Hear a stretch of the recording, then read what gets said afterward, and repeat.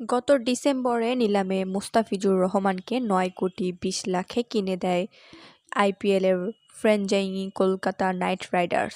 কিন্তু ভারতের উগ্র হিন্দুত্ববাদীদের তোপের মুখে পড়ে নিরাপত্তা শঙ্কায় আইপিএল থেকে বাংলাদেশ দলের তারকা পেসার মুস্তাফিজকে বাদ দিয়ে দেয় ভারতীয় ক্রিকেট কন্ট্রোল বোর্ড।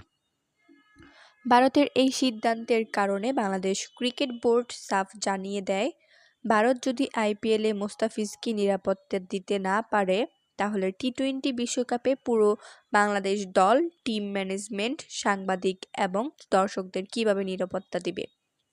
তাই বিসিবি বিশ্বকাপ খেলতে ভারতে না যাওয়ার সিদ্ধান্ত আইসিসিকে জানিয়ে দেয়, যাতে পাকিস্তানের মতো নিরপেক্ষ ভেন্যুতে বাংলাদেশের খেলা রাখা হয়। টি-২০ বিশ্বকাপে বাংলাদেশ দলের ভেন্যু পরিবর্তন নিয়ে যুব ও ক্রীড়া উপদেষ্টা অধ্যাপক আসিফ নজরুল বলেছেন, বাংলাদেশ দলকে শ্রীলঙ্কায় খেলার সুযোগ দেওয়া উচিত। এই প্রশ্নে আমরা কোনো রকম নতি স্বীকার করব না। সোমবার বাংলাদেশ ফুটবল ফেডারেশন ভবনে এক সংবাদ সম্মেলনে উপদেষ্টা আরও বলেন, পাকিস্তান টি-২০ বিশ্বকাপে আমাদের খেলাগুলো আয়োজনের আগ্রহ প্রকাশ করেছে।